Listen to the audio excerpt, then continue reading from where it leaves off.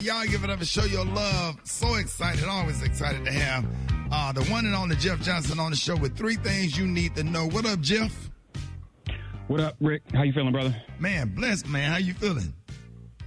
Man, listen, I sometimes in this moment, I don't even know how I'm feeling with everything that I am seeing around me, but I remain blessed nonetheless. And what I do want to talk about this morning, Rick, is I keep hearing with all that we're seeing this week, whether it's the Chauvin case or whether we're seeing a lieutenant in Virginia or we're seeing yet another young man shot down, I keep hearing this word routine stop.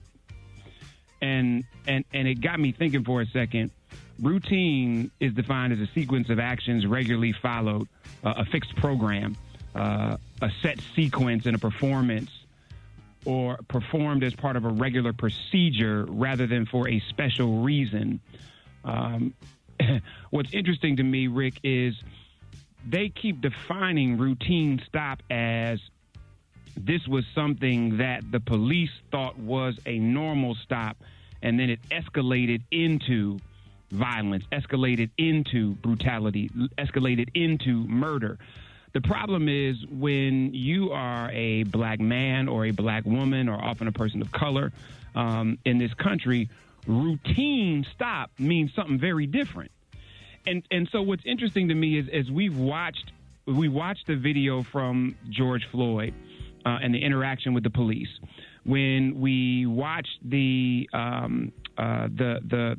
body camera footage with Lieutenant Nazario, and when we find ourselves looking at even the footage and the body cam footage of Daunte Wright, Rick, what's routine is that police show up with us in a way that is routinely aggressive. Right. Routinely having their guns out. Routinely pointing guns at people that have not shown that they are aggressive or a threat. So it made me think for a second. We keep thinking that they are supposed to do something different, and they keep telling us, Negro, this is what we do. And when we even think about what the history of policing in America is, Rick, I know that a lot of people talk about slave catchers being the original police. And, of course, there were slave catchers and there were bounty hunters. And both were kind of the first, quote-unquote, law enforcement.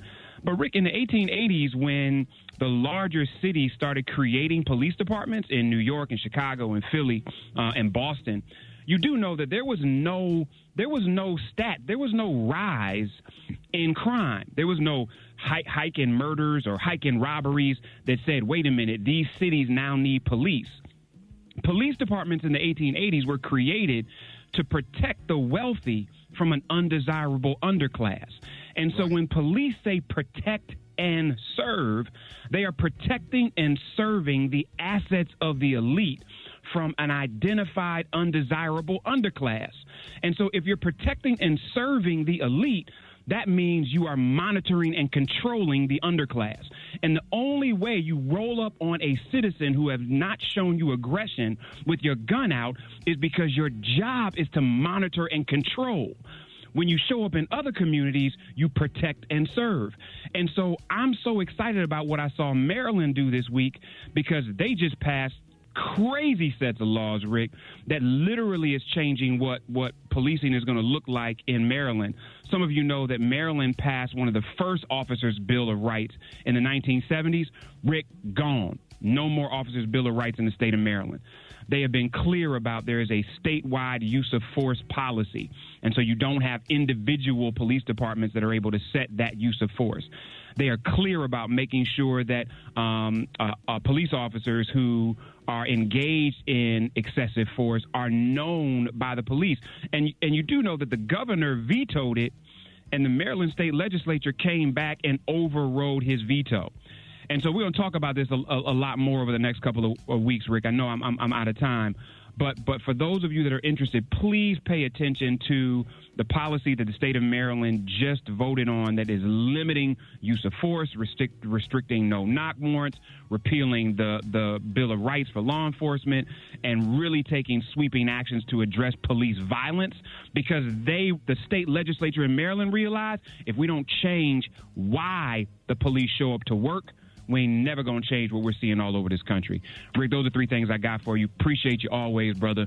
Have a fantastic Tuesday. Y'all hit me at Jeff's Nation on all social media, and I'll check y'all out on Thursday. Hey, you too, Jeff. Appreciate you, man.